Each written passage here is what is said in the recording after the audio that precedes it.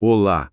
Hoje a gente vai mergulhar num universo de fúria, espiritualidade e uma guerra secreta pelo futuro do planeta. Vamos dar uma olhada nas estruturas sociais do RPG Lobisomem o Apocalipse. Uhum. E o foco aqui não é bem o jogo, as regras, mas a sociedade complexa que ele descreve. Certo. Usando o material da quinta edição, nossa missão é tentar entender o conceito que define e que divide os lobisomens, os Garou. As tribos. Por que eles se organizam assim, sabe? O que essas divisões dizem sobre a luta deles? Essa é a pergunta central, né? E para entender isso, a gente precisa definir o que é uma tribo nesse universo. Não é só um clã, uma família de sangue. É uma aliança filosófica e, acima de tudo, espiritual. Espiritual. Exato.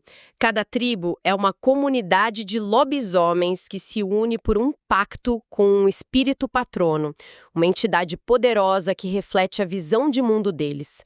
No centro de tudo, claro, tá Gaia, o espírito do próprio mundo. Todas as tribos, por mais diferentes que sejam, têm esse dever sagrado de protegê-la. Os pactos são, assim, as diferentes estratégias que cada grupo adotou para cumprir essa mesma missão. Ah, entendi. Então é como se fossem, sei lá, diferentes exércitos sob a mesma bandeira, mas cada um com seu próprio general e seu próprio manual de guerra. Perfeito, é exatamente isso. Só que, bom, esses manuais de guerra muitas vezes entram em conflito. Imagino que sim. E essa aliança espiritual não é nenhuma garantia de harmonia. Pelo contrário, o próprio livro deixa claro que as tribos são um prato cheio para rivalidade, inveja, disputa por poder. É um reflexo da própria natureza dos Garou, né? Metade humano, metade lobo, sempre em conflito. Ok, vamos começar a desempacotar isso. A primeira tribo que o material apresenta já chega quebrando todas as expectativas. Os andarilhos do asfalto. Pelo nome, já dá para sacar que eles não são do tipo que uiva para a lua no meio da floresta. De jeito nenhum. Eles são os lobisomens da modernidade. Enquanto muitas tribos veem as cidades, a tecnologia, como um câncer no corpo de Gaia, os andarilhos do asfalto veem como ferramentas, como o novo ecossistema. O argumento deles é que, desde a primeira fogueira até o primeiro smartphone, a humanidade sempre usou ferramentas para sobreviver. Por que com os lobisomens seria diferente? Eles têm uma conexão com espíritos que as outras tribos nem sequer reconhecem, sabe? O espírito do neon, da eletricidade, do dinheiro, até do lixo. Para eles, tudo é parte de Gaia. Mas essa proximidade toda com o mundo dos homens deve ter um preço, não? Parece uma aposta, meio arriscada. E é aí que mora o paradoxo deles. Por estarem tão imersos na humanidade, eles são a tribo com a menor população de lobos puros, os lupinos. Ah, claro. E, por consequência, são os mais vulneráveis a perder o lobo. É o termo que o livro usa para o processo de um Garou se desconectar da herança espiritual e se tornar, para todos os efeitos, um humano comum, sem poderes. Eles caminham numa navalha, entende? Usam as ferramentas do inimigo, mas correm o risco de se tornarem aquilo que combatem. Ok. Isso me leva a uma pergunta que parece uma contradição gigante. O espírito patrono deles, a quem eles juram lealdade, é a aranha. É a aranha. Como isso é possível? Se a aranha é um dos principais símbolos da Tecelã, a força cósmica que muitas tribos culpam por ter enlouquecido a Wyrm, a grande vilã da história. Agora você tocou no ponto nevrálgico da desconfiança. Para as outras tribos, é como se uma divisão do exército fizesse um pacto com o fabricante de armas do inimigo. Exatamente. A justificativa dos andarilhos é que a Tecelã não é inerentemente má. Ela só representa a ordem, a estrutura, a complexidade. A cidade é a teia dela. Eles acreditam que é preciso entender a teia para consertá-la, e não simplesmente tentar queimá-la. Mas, na prática, é claro que isso os coloca como eternos suspeitos. E como esse pacto funciona no dia a dia? O que a aranha dá e o que ela cobra em troca? Então, o pacto se manifesta em duas mecânicas. A primeira é a bênção, que o livro chama de o favor.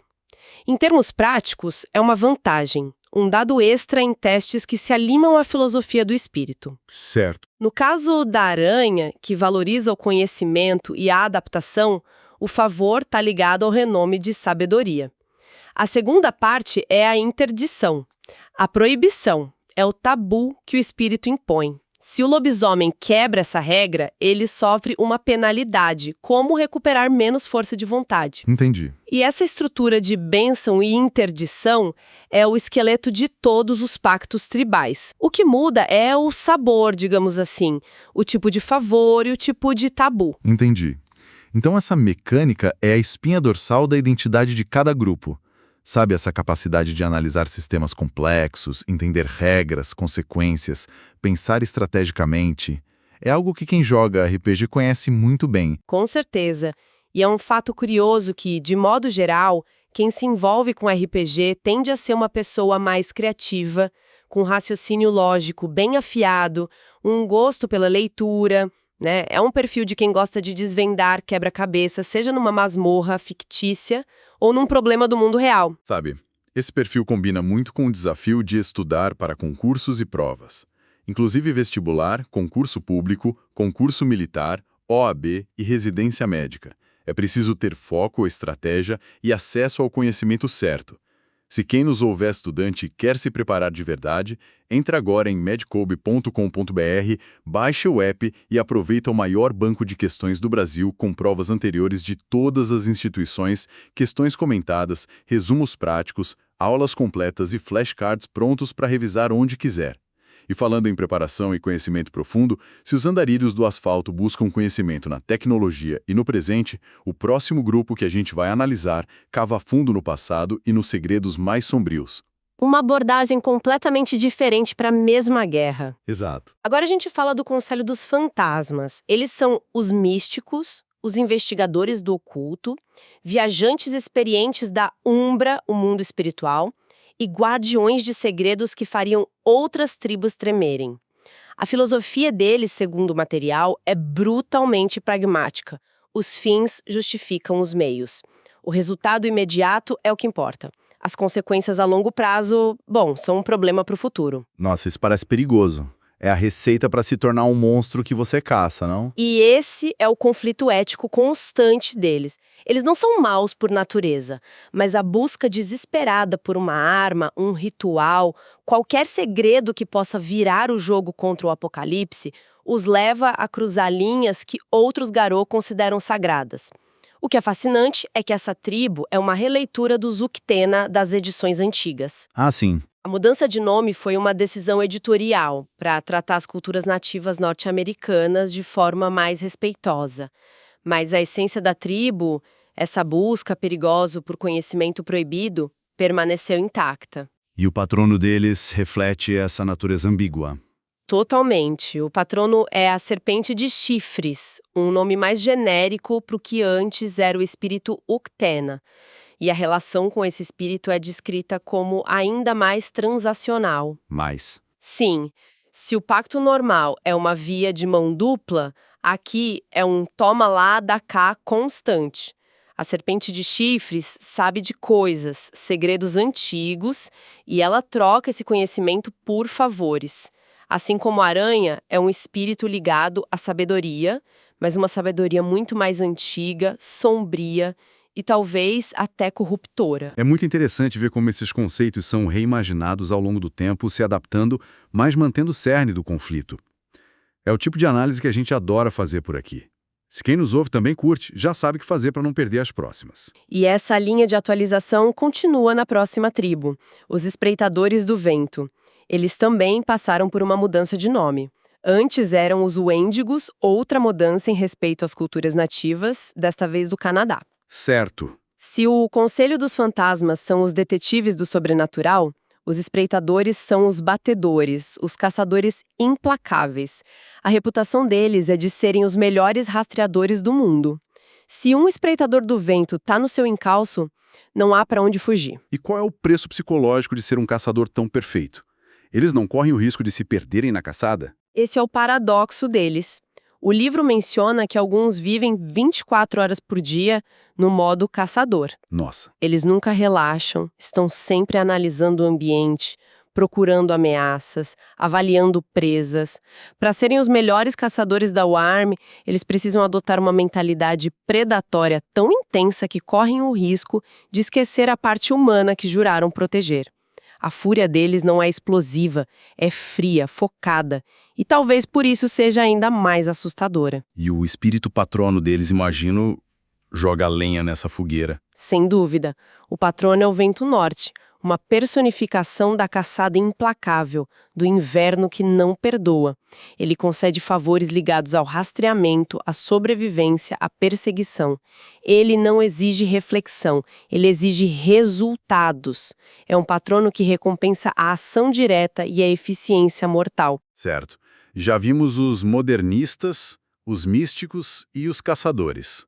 Para fechar nossa análise, vamos para uma tribo com uma reputação completamente oposta: os Filhos de Gaia.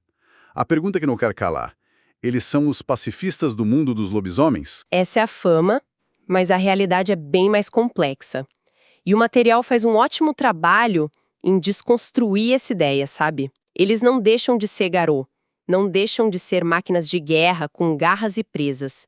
A grande diferença, na visão deles, é o propósito da fúria. Como assim? Enquanto outras tribos se entregam a uma raiva cega, os Filhos de Gaia cultivam o que eles chamam de fúria direcionada com um propósito. Quem já jogou com um deles sabe que o desafio não é controlar a fúria. É decidir quando não usar.